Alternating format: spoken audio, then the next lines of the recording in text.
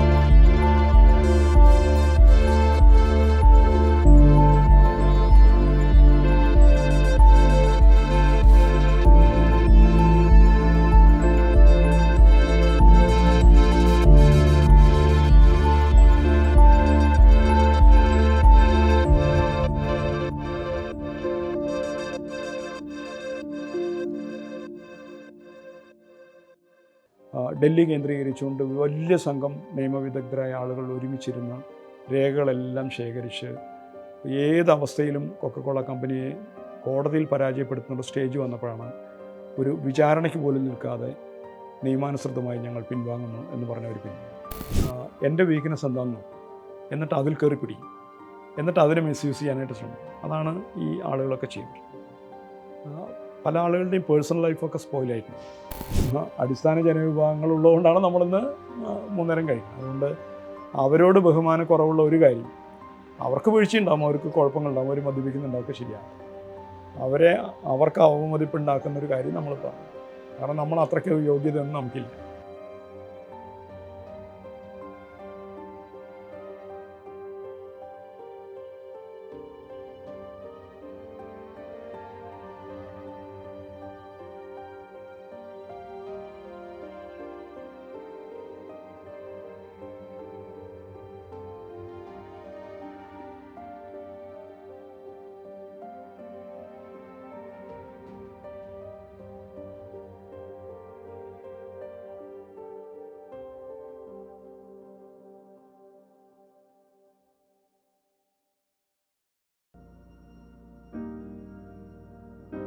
പലപ്പോഴും ഉണ്ടായി.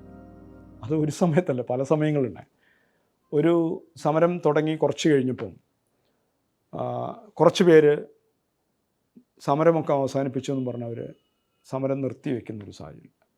പറഞ്ഞാൽ കുറച്ച് പേരെ അടർത്തി മാറ്റിയിട്ട് അത് അവർ തനിയെ ചെയ്തൊന്നുമല്ല, പറയുമ്പോഴൊക്കെ അല്ല, അവരുടെ ബോധ്യത്തിൽ നിന്ന് ചെയ്യുന്നൊക്കെ പറയും. അതിൻ്റെ പിന്നിൽ കമ്പനിയും ചില പ്രത്യേക ആളുകളൊക്കെ ഉണ്ടായിരുന്നു. ചില ആളുകളെ അങ്ങോട്ട് അടർത്തി മാറ്റിയിട്ട് അവർ പ്രഖ്യാപിച്ചു ഞങ്ങൾ സമരം ചെയ്ത കാര്യങ്ങളൊക്കെ നിറവേറ്റി കൊണ്ട് സമരം അവസാനിപ്പിച്ചു. അപ്പോൾ എന്ന് വെച്ചാൽ എന്താണ് ഇതിലൂടെ നേടിയെടുത്തെന്ന് ചോദിച്ചാൽ അവർക്ക് പറയാനൊന്നും പറ്റില്ല. പക്ഷേ അവരങ്ങനെ പറഞ്ഞ് അത് ഇത്തരം കോർപ്പറേറ്റുകളുടെ അവർക്ക് വേണ്ട ഒത്താശ ചെയ്യുന്ന എന്താ പറയുക, ആളുകളുടെ ഒക്കെ ഒരു സ്വാധീനത്തിൽ ചെയ്യപ്പെട്ട. അത് കഴിഞ്ഞ് അതിനെയൊക്കെ സമരസമിതിയെ വീണ്ടും ശക്തിപ്പെടുത്തി മുന്നോട്ട് പോയി സമരം മുന്നോട്ട് പോകുന്ന സാഹചര്യം ഉണ്ടായിരുന്നു. അതിലൊക്കെ ഈ ഐക്യദാർഢ്യ സമിതിയുടെ റോള് വളരെ പ്രധാനപ്പെട്ട കാര്യം എന്ന് വെച്ചാൽ കേരളത്തിലെമ്പാടുമുള്ള കേരളത്തിന് പുറത്തുള്ള പ്രമുഖരായ ആളുകളൊക്കെ, കമ്മിറ്റഡായ ആളുകളൊക്കെ ഇതിൻ്റെ കൂടെ നിൽക്കുന്ന സമയത്തുണ്ടാകുന്നൊരു ഊർജ്ജം ഉണ്ടല്ലോ. അപ്പോൾ അവിടെ നമ്മൾ ഈ പറയുന്ന സാധാരണപ്പെട്ട ആളുകളെ ഒതുക്കാൻ ശ്രമിക്കുന്നത് പോലെ ഇവരെ ഒന്നും ഒതുക്കാൻ പറ്റില്ല. അപ്പം അങ്ങനെ ഒരു ഇത് ഉണ്ടായിക്കഴിഞ്ഞപ്പോൾ സമരസമിതി വീണ്ടും ഒരു ശാക്തീകരിക്കപ്പെടുകയും പ്രവർത്തനങ്ങളായിട്ട് മുന്നോട്ട് പോവുകയും ചെയ്തു. ഒരു ഘട്ടം എത്തിക്കഴിഞ്ഞപ്പോൾ മൈലമ്മയടക്കം ഉള്ള ഒരു സംഘം ആളുകളെ കൊണ്ട് പത്രസമ്മേളനം നടത്തിച്ചു. പാലക്കാട് പ്രസ് ക്ലബ്ബിൽ പത്രസമ്മേളനം നടത്തിച്ചു. സമരം വിജയിച്ചിരിക്കുന്നു, സമരം ഇതോടുകൂടി അവസാനിക്കുകയാണ് എന്നൊക്കെ. അപ്പോൾ അതിൻ്റെ പിന്നിൽ എന്തായിരുന്നു വെച്ചിട്ടുണ്ടെങ്കിൽ പല വാഗ്ദാനങ്ങളായിരുന്നു. MP ഇലക്ഷന് സീറ്റ് തരാമെന്നും എല്ലാ കാര്യങ്ങളും ഞങ്ങൾ നോക്കുമെന്നും അങ്ങനെയൊക്കെ പറയുന്ന ഒരു ഇതൊക്കെ നമുക്ക് നേരിട്ട് അറിവുള്ള കാര്യങ്ങളൊന്നുമില്ല, ഇതെല്ലാം ചർച്ചയ്ക്ക് വന്ന കാര്യങ്ങൾ. അപ്പോൾ ഇത് ഇങ്ങനെ വരുന്ന സമയത്ത് സ്വാഭാവികമായിട്ടും ഇതൊക്കെ പാവം മനുഷ്യരല്ലേ, അവരെയൊക്കെ നമ്മൾ തെറ്റിദ്ധരിപ്പിച്ച് ഒരു തരം അവരെ ഏറ്റവും മോശമായൊരു സ്റ്റേജിൽ കൊണ്ടിരുത്തി അവരെ അപമാനിക്കുകയാണ് ചെയ്യുന്നത്. അപ്പോൾ അവരൊന്നും ഇതൊന്നും മോഹിച്ച് വന്ന് ഇത് ചെയ്യുന്നതല്ല, അവരെ കൊണ്ട് നിർബന്ധിച്ച് പറയിപ്പിച്ച് സ്വാധീനിച്ച് ഇങ്ങനെ ചെയ്യുന്നൊരു അത്തരം ആളുകൾ നമ്മുടെ ഒരു നാടിൽ, അതിപ്പം ഇപ്പോഴല്ല, സ്വാതന്ത്ര്യസമരകാലത്തും സ്വാതന്ത്ര്യസമരത്തെ ഒറ്റുകൊടുത്ത ആൾക്കാർ ഇവിടെ ഉണ്ടായിരുന്നല്ലോ. അത്തരത്തിൽ ഉള്ള ഒരു കാര്യമായിട്ടേ നമുക്കതിനെ കാണാൻ പറ്റും. സമരത്തെ പല രീതിയിൽ ദുർബലപ്പെടുത്താനും സമരരംഗത്ത് നിന്ന ആളുകളെ വ്യക്തിപരമായി തകർക്കാനും വേണ്ടിയുള്ള നിരന്തരമായ ശ്രമങ്ങൾ നടന്നിട്ടുണ്ട്. അത് കമ്പനി നേരിട്ട് ഇടപെടുകയാണോ എന്ന് ചോദിച്ചാൽ കമ്പനിക്ക് വേണ്ടി ഇടപെടുന്നതാണ്. ഇപ്പോൾ നമ്മളൊക്കെ ഇവിടെ ഈ എന്താ പറയുക, കമ്പനിയുടെ റെപ്രസെൻറ്റേറ്റീവ്സ് എന്ന് പറഞ്ഞ് നടക്കുന്ന അവിടെ നിന്നൊക്കെ നക്കാപ്പിച്ച വാങ്ങിച്ച് ഈ സമരപ്രവർത്തകരെയും ഐക്യദാർഢ്യ സമിതി പ്രവർത്തകരെയും ഫോൺ ചെയ്യുക, അവരുടെ അടുത്ത് വിവരം ചോർത്തുക, ഇത് പൊളിക്കാനായിട്ട് ശ്രമിക്കുക, സമരത്തെ വൃത്തികെട്ട രീതിയിൽ അവതരിപ്പിക്കാൻ, അങ്ങനെയൊക്കെ ചില വ്യക്തികൾ ഇവിടെ പാലക്കാട്ടുകാർക്കൊക്കെ അവർ കൃത്യമായിട്ട്, നമ്മളിത് പറയാൻ പാടില്ല എന്നേ ഉള്ളൂ, നിങ്ങൾ വ്യക്തിപരമായിട്ടൊക്കെ ആളുകളോട് ചോദിച്ചു കഴിഞ്ഞാൽ ഇന്ന ആളുകൾ എന്നൊക്കെ പറഞ്ഞ ഒരു പേര് വരെ പറഞ്ഞു, പരസ്യമായിരുന്നു അത്രയും. കാരണം അങ്ങനെ ഒരു മാതിരി എന്ത് വൃത്തികെട്ട കാര്യം ചെയ്യാനും മടിക്കാത്ത ആളുകളുണ്ടെന്നാണ്. അവരൊക്കെ ഒരു കാലത്ത് പൊതുരംഗത്തുണ്ടായിരുന്ന ആളുകളാണ്. അവരെയൊക്കെ വഴിപഴപ്പിച്ച് മദ്യം കൊടുത്തും കാശ് കൊടുത്തും അവരെയൊക്കെ ഈ വൃത്തികെട്ട പണി ചെയ്യിപ്പിച്ചു എന്നുള്ളതാണ്. അപ്പോൾ അത് കോർപ്പറേറ്റുകളെ സംബന്ധിച്ചിടത്തോളം ഇപ്പോൾ ഒരു സമരസമിതി ചെയർമാനെ തല്ലിക്കൊല്ലാൻ മുൻകൈ എടുക്കുന്ന ആളുകളെ സംബന്ധിച്ചിടത്തോളം ഇതിനെ സമരത്തെ പൊളിക്കാൻ വേണ്ടി ആളുകൾക്ക് കാശ് കൊടുത്തും മദ്യം കൊടുത്തും ചെയ്യുന്നതിൽ അത്ഭുതമൊന്നും കാണാനില്ല. പക്ഷേ അതൊക്കെ നടക്കണമെന്നുള്ളത് നമ്മൾക്ക് വളരെ പ്രയാസം ഉണ്ടാക്കുന്ന കാര്യം. പിന്നെ ഇതിനെയൊക്കെ അതിജീവിക്കാൻ കഴിഞ്ഞു, ഇതിനെയൊക്കെ മറികടക്കാൻ സാധിച്ചു. ഒരു ഘട്ടം എത്തിക്കഴിഞ്ഞപ്പോൾ ഇതൊരു നിയമ പോരാട്ടമായിട്ട് മാറി. ഡൽഹി കേന്ദ്രീകരിച്ചുകൊണ്ട് വലിയ സംഘം നിയമവിദഗ്ധരായ ആളുകൾ ഒരുമിച്ചിരുന്ന് രേഖകളെല്ലാം ശേഖരിച്ച് ഏതവസ്ഥയിലും കൊക്കക്കോള കമ്പനിയെ കോടതിയിൽ പരാജയപ്പെടുത്തുന്ന സ്റ്റേജ് വന്നപ്പോഴാണ് ഒരു വിചാരണയ്ക്ക് പോലും നിൽക്കാതെ നിയമാനുസൃതമായി ഞങ്ങൾ പിൻവാങ്ങുന്നു എന്ന് പറഞ്ഞവർ പിൻവാങ്ങുന്നു. അതൊരു ഒരു കൂട്ടായ പരിശ്രമത്തിൻ്റെ ഒരു രാജ്യത്തെ മുഴുവൻ സത്യസന്ധരായ കമ്മിറ്റഡായ ഒരു നിയമവിദഗ്ധരുടെയും പ്രവർത്തകരുടെയൊക്കെ ഒരു വലിയ നേട്ടമാണ്. അത് ആവശ്യം വരുമ്പോൾ എപ്പോഴും അങ്ങനെ ഉണ്ടാവും എന്നുള്ളതിൻ്റെ തെളിവാണല്ലോ. അരിയപ്പൻ എന്ന് പറയുന്ന ആൾ അവർ ആദിവാസി സംഘത്തിൻ്റെ ഒരു മേഖലയിൽ പ്രവർത്തിക്കുന്ന ആളായിരുന്നു. ഈ സമരസമിതിയിലുള്ള ചില ആളുകളുമായിട്ട് അഭിപ്രായ വ്യത്യാസം ഉണ്ടായിരുന്നുണ്ട്. നിങ്ങളുടെ കൂടെ സഹകരിക്കാൻ ഞാനില്ല എന്നുള്ള രീതിയിൽ അവരൊരു മാറി നിൽക്കുന്നൊരു സാഹചര്യം. അല്ലാണ്ട് സമരം അവസാനിപ്പിച്ചെന്ന് അങ്ങനെയൊന്നും അവർ പറഞ്ഞു. അത് ഇപ്പോൾ ചില ആളുകളൊക്കെ ആദിവാസി വിഭാഗങ്ങളോട് സംസാരിക്കുമ്പോൾ പുച്ഛിച്ച് സംസാരിക്കും, അവരെ ഒരു അവമതിപ്പോടുകൂടെ കാണുകയൊക്കെ ചെയ്യുന്നതിൽ അസ്വസ്ഥനായിരുന്നു അദ്ദേഹം. അതുകൊണ്ട് അദ്ദേഹം നിങ്ങളുമായിട്ട് സഹകരിക്കാൻ നമ്മളില്ല, അപ്പോൾ നിങ്ങളുമായിട്ട് വേദി പങ്കിടാൻ ഞാൻ വരില്ല എന്ന് പറയുന്ന നിലപാടൊക്കെ അത് അദ്ദേഹം ഇപ്പോഴും ആ നിലപാടിൽ തന്നെയുള്ള ഒരു അടിസ്ഥാന ജനവിഭാഗങ്ങളോട് മര്യാദയില്ലാതെ പെരുമാറുന്ന ആളുകളുമായിട്ട് നമുക്ക് കൈകോർക്കാൻ പറ്റില്ല എന്നുള്ള അതിനെയൊക്കെ നമ്മൾ ബഹുമാനിക്കുന്നുണ്ട്. നമ്മൾ അവർ മാറി നിൽക്കുന്നത് ശരിയല്ല എന്നൊക്കെ അഭിപ്രായം ഉണ്ടെങ്കിലും അവരുന്നയിക്കുന്ന വിഷയം വളരെ പ്രധാനപ്പെട്ട, അതിന് നമ്മളൊരിക്കലും അങ്ങനെ ചെയ്യാൻ നമ്മളും അങ്ങനെ അനുവദിക്കുന്നുണ്ട്. ഇവിടെയൊക്കെ പലരും സംസാരിക്കുമ്പോൾ അങ്ങനെ സംസാരിച്ചാൽ ഞാൻ പറയാം അത് ഇവിടെ പറ്റില്ല എന്ന് പറയും. അവരുടെ ചിലവിൽ ജീവിക്കുന്ന ആളുകളാണ് നമ്മൾ.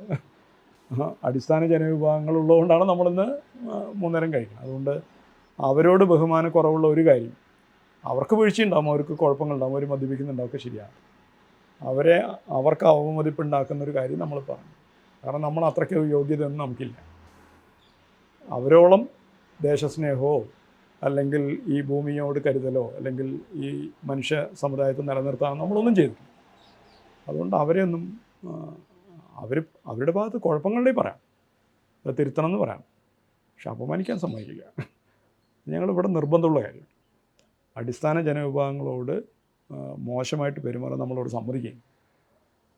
അത് മാരിയപ്പൻ്റെ നിലപാടൊക്കെ വളരെ ക്ലിയറാണെന്നാണ്. അതിനൊരു ചില പ്രശ്നങ്ങൾ എന്താണെന്ന് വെച്ചാൽ നമുക്ക് ഈ എന്താ പറയുക, വേറിട്ട് നിൽക്കുമ്പോൾ കമ്പനിക്ക് നമുക്കെതിരെയുള്ള ആരോപണങ്ങളും നമ്മുടെ പ്രവർത്തനങ്ങളെ ദുർബലമാക്കാനൊക്കെ വളരെ എളുപ്പത്തിൽ സാധിക്കും. അതിൻ്റെ പ്രയാസമൊക്കെ നമുക്കുണ്ട്, അത് പരിഹരിക്കപ്പെടേണ്ടതാണ്. പക്ഷെ അത് മാരിയപ്പൻ തന്നെ പരിഹരിക്കണമെന്ന് പറയുന്നതിനകത്ത് കാര്യം ഇപ്പുറത്തുനിന്ന് ആവാലോ. രാഷ്ട്രീയ പാർട്ടി അവർക്ക് ഓഫർ കൊടുത്തു, MP കാൻഡിഡേറ്റ്ഷിപ്പ്, അടുത്ത ഇലക്ഷൻ നിങ്ങൾ മത്സരിപ്പിക്കാമെന്ന് പറഞ്ഞ്. അതൊരു മോഹിപ്പിക്കൽ മാത്രമല്ല, സ്വാധീനിച്ചിട്ടുണ്ടാവും. അങ്ങനെ അല്ല നമുക്ക് എനിക്കതിന് താല്പര്യമൊന്നുമില്ല എന്ന് പറഞ്ഞാലും നിർബന്ധിച്ചാൽ വഴങ്ങേണ്ടി വരും. കാരണം ഇവരൊക്കെ വളരെ പാവം മനുഷ്യരല്ലേ, അവരെയൊക്കെ പല രീതിയിൽ സ്വാധീനിക്കാനും നിർബന്ധിക്കാനും ഒക്കെ പ്രാപ്തരാണ് അപ്പുറത്തുള്ള ആളുകൾ. അങ്ങനെ ചെയ്താണ്. അവരെ കുറ്റപ്പെടുത്തില്ല ഞാൻ, ഒന്നും. അവരുടെ പരിമിതിയുണ്ട്, നമ്മളിപ്പോൾ എന്തൊക്കെ പരിമിതിയുണ്ട്. നമ്മുടെ ജീവിതം നമ്മളൊക്കെ പരിശുദ്ധനാവാൻ വേണ്ടി അല്ലെങ്കിൽ സത്യസന്ധതയിൽ ഊന്നി നിന്ന് സാമൂഹിക പ്രവർത്തനം ചെയ്യാൻ നമ്മൾ നിരന്തരം ശ്രമിക്കുന്നുണ്ട്. പക്ഷെ എന്നിട്ടും നമുക്ക് എവിടെയൊക്കെയോ വീഴ്ചകൾ പറ്റുന്നില്ല. ബോധപൂർവം അല്ലെങ്കിൽ പോലും വീഴ്ചകൾ പറ്റും. അത് മനുഷ്യജീവിതത്തിൽ സ്വാഭാവികമാണ്.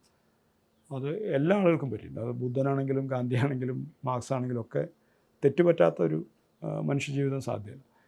നമ്മൾ അങ്ങനെയൊക്കെ അതിനെ കാണുന്നു. സമരം തുടങ്ങി കുറച്ച് കാലത്തിനുള്ളിൽ കമ്പനി അടയ്ക്കേണ്ടി വന്നു. അത് സമരത്തിൻ്റെ കൊണ്ട് മാത്രമല്ല, സമരത്തിൻ്റെ ഇമ്പാക്റ്റ് ഉള്ളതുകൊണ്ട് ഇവിടുത്തെ ഒരു ചിറ്റൂർ ബ്ലോക്ക് എന്ന് പറയുന്നത് ഒരു നോട്ടിഫൈഡ് ഏരിയ ആയിട്ട് ഒരു എന്താ പറയുക, ജലക്ഷാമം നേരിടുന്ന ഒരു നോട്ടിഫൈഡ് ഏരിയ ആയിട്ട് പ്രഖ്യാപിക്കേണ്ടി വന്നു. അങ്ങനെ പ്രഖ്യാപിച്ച സ്ഥലത്ത് ഇത്ര അളവിൽ കൂടുതൽ ജലചൂഷണം സാധ്യമല്ല എന്നുള്ളത് വന്നു. അപ്പോൾ അതിൻ്റെ അടിസ്ഥാനത്തിൽ ജില്ലാ കളക്ടർക്ക് നടപടിയെടുക്കേണ്ടി വന്നു. അപ്പോൾ അത് സ്ഥാപനം പ്രവർത്തനം നിർത്തേണ്ടി വന്നു. അതോടുകൂടി പിന്നെ തുറക്കാൻ പറ്റിയില്ല. അതതിൻ്റെ കാര്യം. ഇത് ശരിക്കും പറഞ്ഞാൽ അങ്ങനൊരു നമ്മളിപ്പോൾ ഈ സോ കോൾഡ് വിഭാഗീയതയൊന്നും പറയാൻ പറ്റില്ല.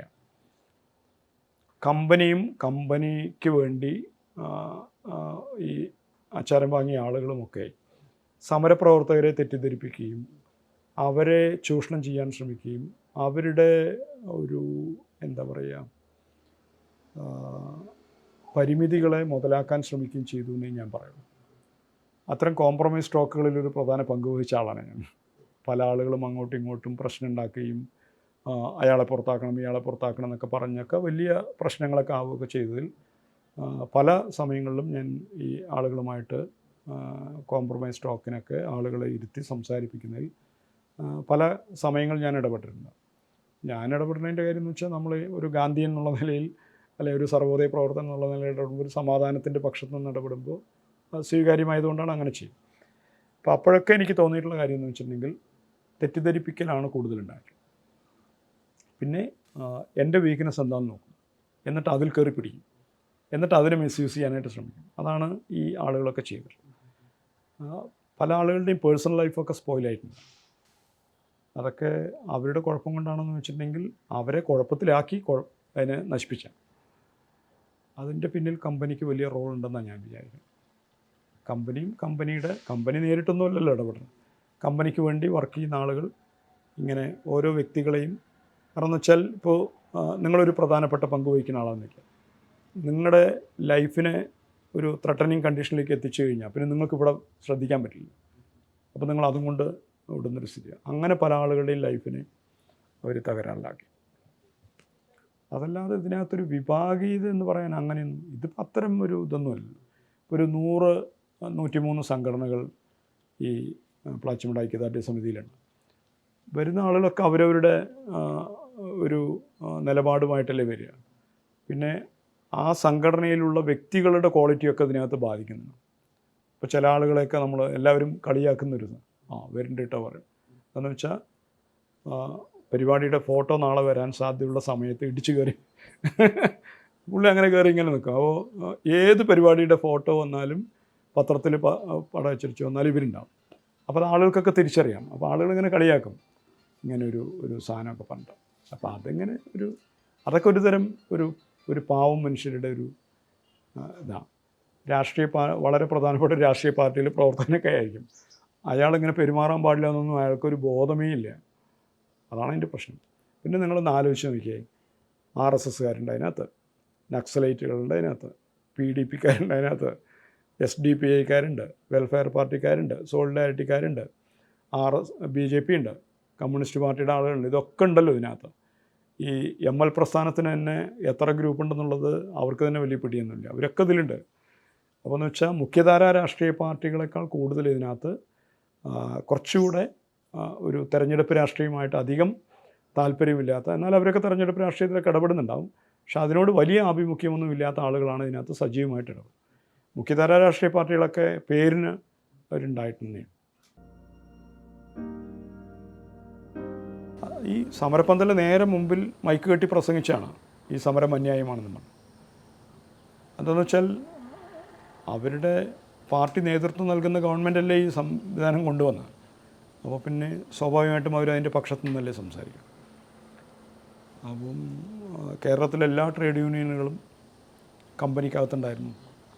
അപ്പോൾ കമ്പനിക്ക് വേണ്ടി ട്രേഡ് യൂണിയനുകളൊക്കെ സമരത്തെ പൊളിക്കാൻ വേണ്ടിയുള്ള ശ്രമങ്ങൾ നടന്നു. ആളുകളെ ഭീഷണിപ്പെടുത്താനും കൊലവിളി നടത്താനും ഒക്കെ ഉണ്ടായിരുന്നു. അപ്പം അത് ആരൊക്കെ എങ്ങനെ ചെയ്തു എന്നുള്ളതൊക്കെ വേറൊരു തലത്തിലുള്ളൊരു കാര്യമാണ്. അപ്പോൾ അതിനകത്ത് രാഷ്ട്രീയ പാർട്ടികളും ട്രേഡ് യൂണിയനുകളും കമ്പനിയുടെ അച്ചാരം വാങ്ങിയ ആളുകളുമൊക്കെ ഇങ്ങനെ ചെയ്തിട്ടുണ്ട്. പക്ഷെ അതിനെയൊക്കെ മറികടക്കാൻ ഈ പാവം മനുഷ്യർക്ക് സാധിച്ചു എന്നുള്ളതാണ് ഇതൊരു ഇമ്പോർട്ടൻ്റ് ആയിട്ടുള്ളൊരു കാര്യം. അപ്പം അതിൽ നമ്മളതിനെ നോക്കിക്കാണ്ടെന്ന് വെച്ചാൽ ലോകത്തിലെ ഏറ്റവും ശക്തരായ കോർപ്പറേറ്റ് ആണല്ലോ ഈ കൊക്കക്കോള. അമേരിക്കൻ പ്രസിഡൻറ്റ് പോലും എന്ത് ചെയ്യണമെന്ന് ഇവരൊക്കെ തീരുമാനിക്കാൻ കേപ്പബിളായ ആളുകളാണ്. ഇന്ത്യൻ ഭരണകൂടത്തെയും കേരള ഭരണകൂടത്തെയും വിലക്കെടുക്കുകയും നീതിപീഠത്തെയൊക്കെ വിലക്കെടുക്കുകയൊക്കെ ചെയ്തെങ്കിലും ആ പ്രദേശത്തെ ജനങ്ങളെ വിലക്കെടുക്കാൻ അവർക്ക് പറ്റിയില്ല. ഏറ്റവും പാവപ്പെട്ട മനുഷ്യരാണ് ആദിവാസികൾ എന്നാണല്ലോ ധാരണ.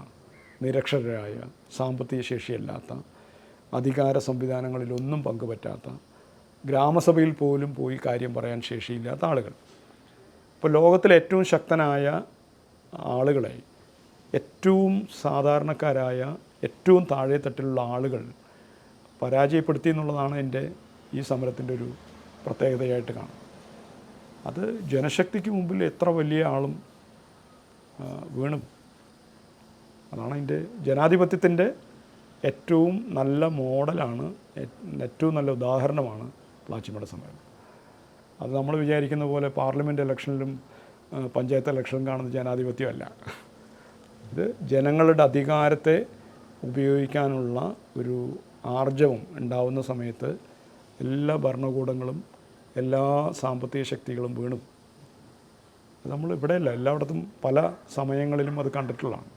ജനശക്തിക്ക് മുമ്പിൽ ഒന്നിനും പിടിച്ചു വെക്കാൻ കഴിയില്ല.